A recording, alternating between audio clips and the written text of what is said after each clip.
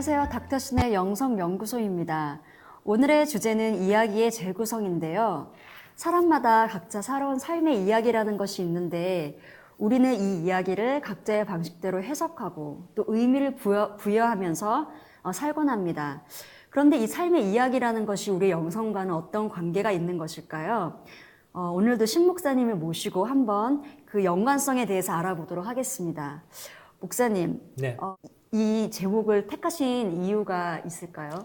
한마디로 이야기하자면요, 행복 혹은 좋은 삶은요, 자신의 삶의 이야기를 어떻게 재해석하고 재구성하느냐에 달려있다. 이렇게 말씀드릴 수 있습니다. 네. 조금 더 구체적으로 이야기하면, 이야기가 바뀌지 않으면 삶도 바뀌지 않는다. 이렇게 말씀드릴 수 있습니다. 네, 그 이야기가 우리의 행복과 관련이 있다. 참 새로운데요. 네. 그러면 그 이유에 대해서 한번 이야기를 해주세요. 왜 우리의 이야기? 먼저 이 이유를 우리가 이해하려면은요, 네. 인간이 가지고 있는 고유의 특징을 좀 살펴볼 필요가 있어요. 네. 여러 심리학자들과 정신분석학자들, 특별히 사회심리학자들에 따르면 인간은 세 가지 특징을 가지고 있다고 합니다. 첫 번째는요, 인간은 기억하는 존재다라고 네. 이야기합니다. 네. 그런데 그 기억은요, 편집된 경험만을 기억한다라고 이야기해요. 그래서 저도 이제 와이프하고 어떤 네, 네. 같은 여행을 다녀오고 기억을 네. 하지만 네. 서로가 기억하는 내용들이 점점 조금씩 다를 경우가 있거든요. 사람은 어떤 것을 기억하지만 그것은 편집된 경험일 가능성이 매우 높고요. 그리고 그 편집된 가능성은 곧 이야기로 발전될 가능성이 매우 높다 이렇게 이야기합니다. 네. 그래서 티모시 윌슨이라는 사람은 이렇게 이야기하죠. 인간은 세상을 관찰하기보다 해석하는 경향이 있고 이는 이야기의 형성을 가져온다라고 이야기합니다. 대표적인 예가 사복음서인데요. 네네. 사복음서 하면은 무엇이 있나요? 사복음서는 마태, 마가, 누가, 요한입니다. 예. 역시 우리 정선사님은 네네. 공부를 잘하셨는데 네. 여기서 효과가 있네요. 네. 예, 사복음서의 내용은요, 네. 사실 같은 경험을 한 기록이거든요. 네, 맞습니다. 그런데 그것을 보면 두 가지 특징이 드러나죠. 네. 하나는 편집된 기록이고 네네. 또 한 가지는 이야기의 형태로 발전되어 있다라는 거예요. 네. 이것처럼 우리가 어떤 경험을 했을 때 그것은 편집된 경험으로 기억되어지고 또한 그것은 바로 이야기의 형성으로 나아가는데 일반적인 삶을 살아가는 사람도 별반 다르지 않다라는 거예요. 누구나 자신의 경험을 이야기로 발전시키고 네. 또한 자신의 경험을 가지고 자신의 인생을 판단하고 또한 자신의 인생을 구성한다라고 이야기할 수 있죠. 네. 쉽게 말하면 저희도 스스로 편집자인 거네요.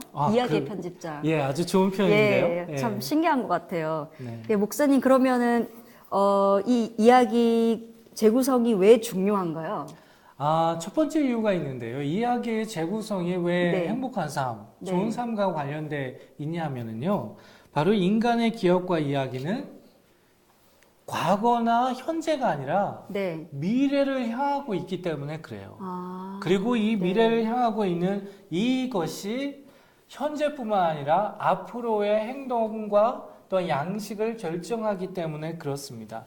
그래서 다니엘 길버트는 뭐라고 이야기하냐면 인간 존재는 미래에 관해서 생각하는 유일한 존재다라고 이야기해요. 재미있는 네. 점은요. 네. 이야기의 형성의 재료는 바로 과거와 현재인 반면에 네.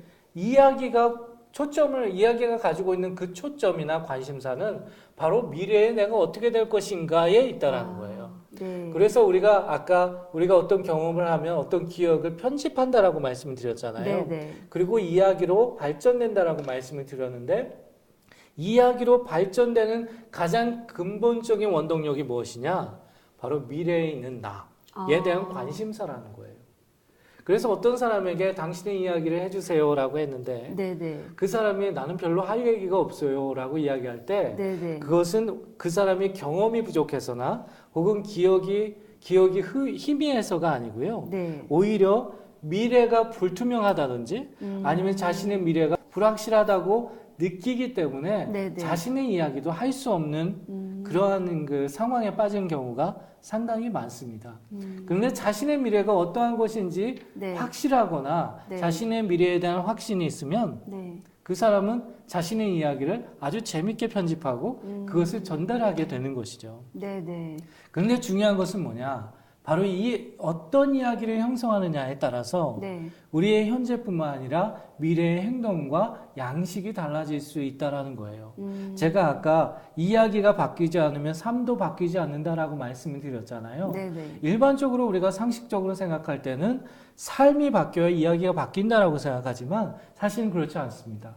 전문가들에 따르면 자신의 이야기가 바뀌어야 자신이 하고 있는 삶에 대한 이야기가 바뀌어야 삶도 바뀔 수 있다라고 이야기해요. 왜냐하면 자신의 이야기가 곧 미래에 대한 어떤 프레임을 정해주고 있기 때문에 그렇다라고 말씀드릴 수 있죠. 네, 굉장히 흥미로운 사실 같아요. 네. 저는 새롭게 배웠는데 우리가 이야기를 할 때 우리 이야기의 재료는 과거나 현재지만 네. 우리의 초점과 시각이 미래를 향하고 있다는 거 굉장히 새로운데요. 그럼 목사님, 영적인 삶과 이 재구성은 어떤 관계가 있는 건가요? 영적인 삶이 재구성이 필요한 이유는요. 그 네. 이야기의 재구성이 영적인 삶과 관련되는 이유는요. 바로 그리스도가 우리에게 오신 이유 중에 하나가 바로 거기에 있기 때문에 그렇습니다. 그리스도가 우리에게 오신 이유는 단순히 우리에게 구원을 주시기 위해서라기보단 네. 단순히 우리를 교인으로 만들기 위해서라기보다는 그리스도가 우리에게 오신 이유는 우리가 살아가는 삶의 이야기를 재구성하고 또한 새로운 것으로 바꾸시기 위해서 오셨다는 것을 우리는 기억할 필요가 있어요. 영적인 삶은 단순히 어떤 기적을 체험하거나 네. 신비한 것을 보거나 깨달음을 얻는 과정이 아니라 네. 사실 영적인 삶이라는 것이 곧 그리스도를 만나고 그리스도 안에 거하고 그리스도의 이끄심을 받으면서 자신의 삶의 재구성, 자신의 삶의 이야기의 재구성이 일어나는 사건이라고 해도 무방하다라고 이야기할 수 있습니다. 그래서 우리가 그리스도인이 되었을 때 네. 나는 그리스도인이 되었어라고 할 때 그 사람 나름대로의 어떻게 보면 회심의 경험, 네. 네. 그리고 결단의 경험, 그리스도를 만난 경험. 그런데 이 경험의 이야기가 단순히 기억의 이야기뿐만 아니라 그것을 통해서 내가 어떠한 삶의 이야기의 재구성이 일어나고 또한 재해석이 일어났으며 또한 나의 미래는 이러할 것이다라는 어떤 확신과 그림을 가지게 되는 것. 네, 이것이 네. 그리스도가 우리에게 오신 이유고 네. 영적인 삶을 살아가는 어떠한 이유라고도 이야기할 수 있겠죠. 네. 그 목사님 말씀을 듣고 보니까 저도 제가 예수님 믿기 전에는 어떤 이야기를 이야기할 때 내가 이렇게 했어라고 이야기를 하는데 예수님을 믿고 난 후에는 하나님이 나한테 이렇게 해주셨어라고 많이 얘기를 하는 것 같아요. 네. 그럼 목사님, 그러면 좀 더 구체적인 이야기 재구성의 방법에 대해서 설명해 주실 수 있으세요? 예, 크리스찬들 혹은 영적인 삶을 살아가는 사람들이 이야기의 재구성, 재해석을 이룰 수 있는 세 가지 방법을 제시하고 싶은데요. 네. 첫 번째 방법은요, 자신의 삶을 세 가지 주제들 속에서 수용하고 해석하고 구성해 가는 것입니다. 네. 여기서 세 가지 주제라는 것이 무엇일까요? 네, 너무 궁금합니다. 네. 더 깊게 제가 힌트를 드리자면 이 네네. 세 가지 주제는요, 단순히 우리가 어떤 흥미를 가졌기 때문에 가지는 주제를 의미하는 것이 아니고요. 네. 하나님이 지금도 행하고 계시고 우리의 네. 삶 가운데 행하고 계시고 앞으로도 행하실 어떤 내용을 의미하는 거예요. 이 세 가지 주제는 바로 이것입니다. 첫 번째는 재창조, 네. New Creation. 두 번째는요, 바로 구원. 세 번째는요, 하나님의 나라의 일부분이 되는 것. 이것이 지금도 하나님이 행하고 계시는 것이고 앞으로도 행하실 내용이죠. 이 세 가지 주제들을 자신의 이야기의 어떤 토픽으로 삼는 것이 필요해요. 네네. 예를 들면은요, 어거스틴, C.S. 루이스, 이그나시우스 of 로요라, 그리고 토마스 모턴, 그리고 사도 바울 같은 사람들 같은 경우에 네. 모두가 다 하나님이 나를 애초에 부르신 이유가 네. 이 세 가지 주제를 이루기 위해서 부르셨다라고 고백하고 있거든요. 그래서 사도 바울 같은 경우에는 뭐라고 합니까? 하나님이 내가 태아로 엄마의 배 안에 있을 때부터 네. 하나님이 나를 지정하시고 부르셔서 새로운 창조를 하시기로 역사하시고 약속하시고 지금도 구원을 이루어 가셨을 뿐만 아니라 하나님의 나라의 일부분이 되도록 나를 부르셨다, 지정하셨다 이런 말을 하거든요. 네. 이것은 사실이에요.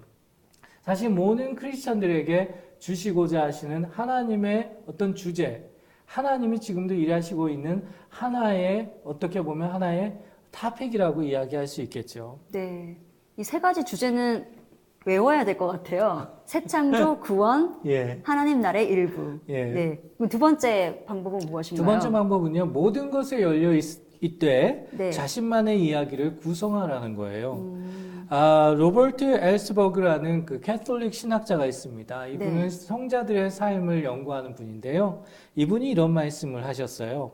성 어거스틴으로부터 나는 창조와 은혜의 하나님을 자신의 살아있는 이야기의 일부분으로서 바라보는 법을 배웠고, 파스칼을 통해 나는 내면의 질문들에게 복음이 응답하길 원한다라는 사실을 깨달았으며, 프레너리 오커너를 통해서 신앙의 빛 속에서 세상을 보는 것이 모든 것을 다르게 만들 수 있음을 깨달았다. 네. 무슨 의미냐면요. 네. 모든 것에 열려 있을 필요가 있다라는 거예요. 우리가 영적인 유산을 받는다. 혹은 어떤 공동체, 신앙 공동체 안에서 생활을 한다라고 할 때 모든 것에 열려 있을 때 중요한 것은 어거스틴으로부터 어떤 것을 배웠기 때문에 내가 어거스틴이 되기 위해 살아가는 것이 아니고, 어거스틴으로부터 내가 어떤 것을 배웠기 때문에 어거스틴의 이야기가 나의 삶의 이야기가 되기 위해서 살아가는 것이 아니라 어떤 것에 열려 있고 그것을 통해서 영감을 받고 어떤 배움을 얻을 수는 있으나 네. 결과적으로 중요한 것은 그것을 통해서 나만의 이야기를 만들기 위해서 그것을 위해서 하나님이 우리를 부르셨다라는 거예요. 네. 그래서 하나님이 우리에게 원하시는 것은 하나님의 근본적인 계획을 따라 하나님이 다른 이가 아니라 내 자신으로서 살아가길 원하는 것. 네. 그분이 나를 창조하신 그 계획 하에 온전하게 살아가는 것. 이 말이 무슨 뜻일까요? 자기 자신만의 이야기가 있도록 살아가는 것. 네. 이것이 하나님의 뜻이라는 것이죠.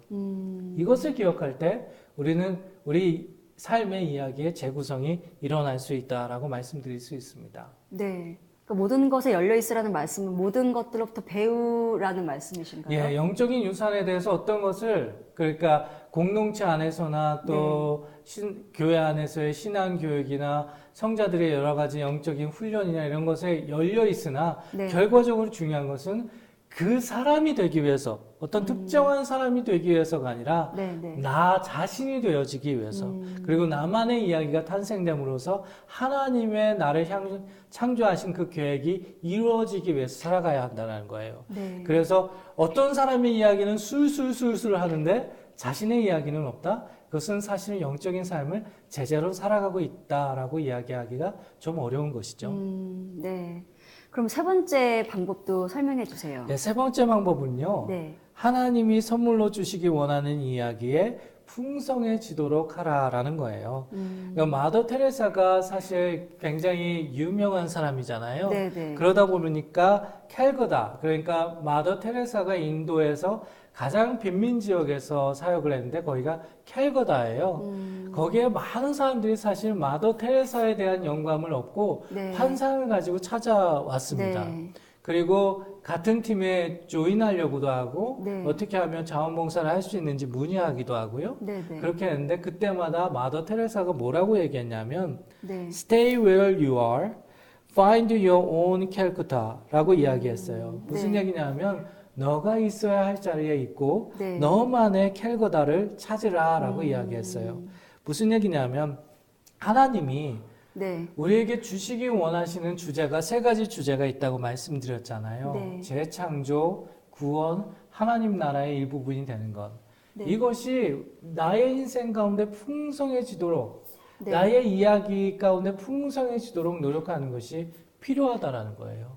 그럴 때에만 비로소 우리가 하나님 안에서 인생의 재구성뿐만 아니라 이야기의 재구성이 일어남으로써 우리의 현재와 미래의 양식과 행동이 달라지는 역사가 일어나게 되는 것이죠. 네.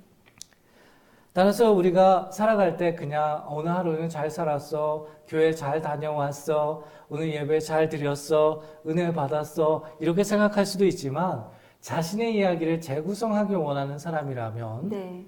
아, 나는 나의 인생이 지금 재창조의 과정 가운데 있나?